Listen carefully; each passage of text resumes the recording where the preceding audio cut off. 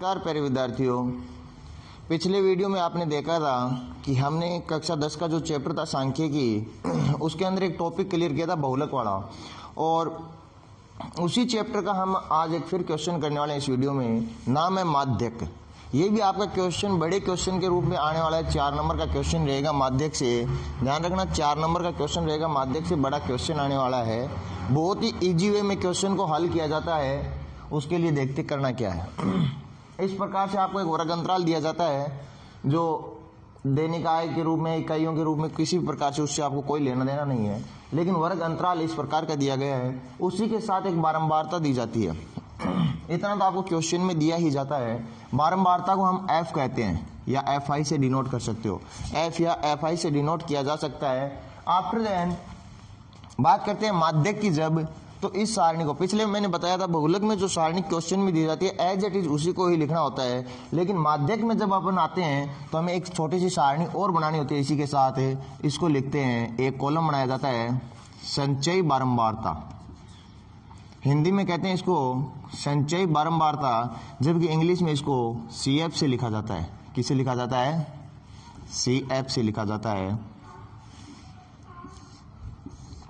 ध्यान रखना, एफ की सहायता से CF का निर्माण करेंगे, जिसको संचयी बारंबारता कहा जाता है। उसका कोई फॉर्मूला नहीं है, सीधा सा फंडा है। यहाँ 4 था, 4 का 4 लिख दो, लिख दिया।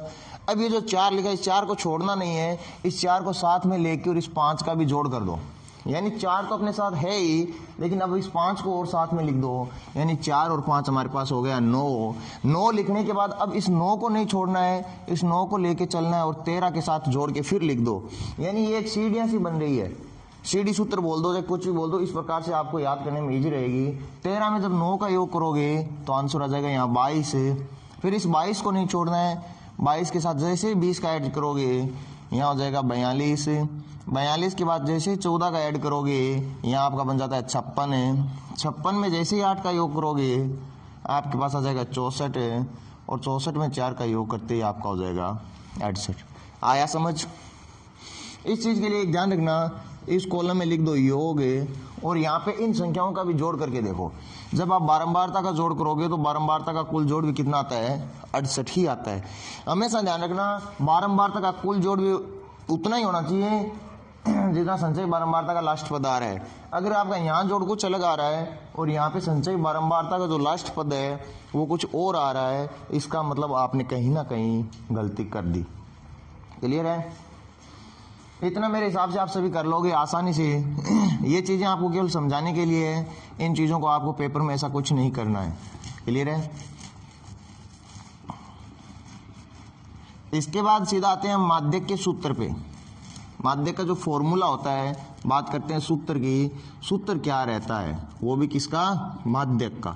माध्यक का जो सूत्र होता है वो बिल्कुल इजी होता है। L plus N/2 minus CF बट्टे F इंटू H होता है ना। लेकिन ये काम बाद का है। इससे पहले आपको करना क्या है, ये जो आपका 68 जो मान आया है, ये मान होता है किसका? N का। N बराबर 68। N बराबर कितना आ गया? 68। आपको निकालना है N/2, यानी 68/2, और 68/2 का मतलब कितना हुआ? 34। क्लियर है? यानी ये जो 68 मान आया है लास्ट पद, वो आपके पास N का मान रहता है, और N/2 आपको निकालना है, यानी 68/2, और 68/2 का मान आ गया 34। बहुलक के क्वेश्चन में याद करो, आपने एक बहुलक वर्ग पकड़ा था, और वो पकड़ने के लिए आपने किया क्या था कि सबसे अधिक या सबसे बड़ी बारंबारता को चूज किया था। जो सबसे बड़ी बारंबारता थी वही आपका क्या था? बहुलक वर्ग था। इस क्वेश्चन में क्या करोगे, ये हमारे पास 34 आया N/2 का मान। हम देखते हैं N/2 का 34 मान किस में मौजूद है। तो ध्यान से देखो, यहाँ पे 4 है, यहाँ पे 9, यहाँ पे 22, यानी इसके अंदर की जो वैल्यू है वो 22 तक ही है। यानी इसके पास वैल्यू कितने तक है? केवल 22 तक ही है, जबकि 34 इसमें शामिल होगा। किसमें शामिल होगा? 42 में 34 शामिल होगा। यानी इसके पास तो केवल 22 तक की वैल्यूज है, लेकिन इसके पास 23 से लेके 42 तक की वैल्यू है, यानी 34 इसके अंदर है। तो जब इसके अंदर है तो हमारे पास ये लाइन काम की है। ठीक है, हम लिखेंगे n/2 बराबर 68/2 बराबर 34 है। 34 है संचयी बारंबारता में माध्यक वर्ग 125/45 में स्थित है। जैसे आपने लिखा था कि सर्वाधिक बारंबारता इतनी है तो जिसके कारण बहुलक वर्ग ये होगा, तो उसी प्रकार लिख दिया कि n/2 का जो मान है वो यहाँ 42 के अंदर स्थित है। तो ये जब 42 के अंदर स्थित है तो माध्यक वर्ग क्या हो जाएगा आपका 125 से 145। आपको पता होना चाहिए L होती है निम्न सीमा। L क्या होती है? माध्यक वर्ग की निम्न सीमा। जो आपने माध्यक वर्ग लिया है उसका न्यूनतम मान 125, यानी L का मान आपके पास आ गया 25। n/2 की वैल्यू आपके पास पहले से है 34 है। केवल ध्यान रखना मान यहाँ CF में गड़बड़ाहट हो जाती है। CF का मान कौन सा होगा?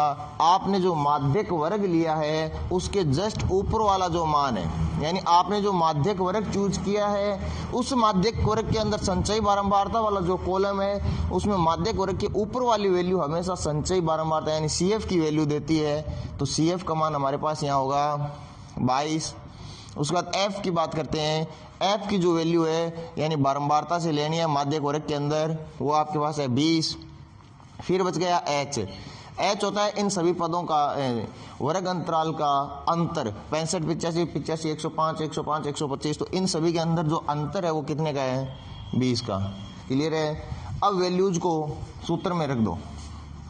वापिस जैसे ही सूत्र में वैल्यूज को रखोगे, L का मान 125 प्लस n/2 की वैल्यू 34 माइनस CF की 22 बटे F की वैल्यू 20 इंटू H की वैल्यू 20। अब यहाँ देख रहे होंगे आप 20 से 20 कट हो गया बराबर 125 प्लस 34 में से जब 22 को घटाओगे 8 और 4 12 आएगा। 125 और 12 का जोड़ा आप सभी जानते होंगे कितना है? 137। तो आपके पास माध्यक जो आया फाइनल आंसर निकल गई वो कितना आ गया? 137 यानी 137। यहाँ लिख देंगे अतः माध्यक 137 होगा। बहुलक वाला क्वेश्चन आपको बहुत अच्छे से पिछले वीडियो में समझाया था, उम्मीद थी कि वो समझ आया होगा। इसमें आपको कुछ नहीं करना, दिए गए क्वेश्चन को एज इट इज लिखना है। संचयी बारंबारता यानी CF का एक कॉलम बनाना है, n/2 की वैल्यू निकालनी है। n/2 की वैल्यू से आपको माध्यक वर्ग फाइंड आउट करना है, सूत्र लिखना है। सूत्र लिखने के बाद सभी वैल्यूज पुटअप करनी है और आंसर करना है जोड़वा के गुणा भाग करते हुए, और ये आंसर आ गया। उम्मीद करता हूँ वीडियो आपको पसंद आया होगा, दी गई जानकारी अच्छी लगी होगी। अगर वीडियो पसंद आया है तो अपने दोस्तों के साथ शेयर कीजिएगा। धन्यवाद। जय हिंद, जय भारत।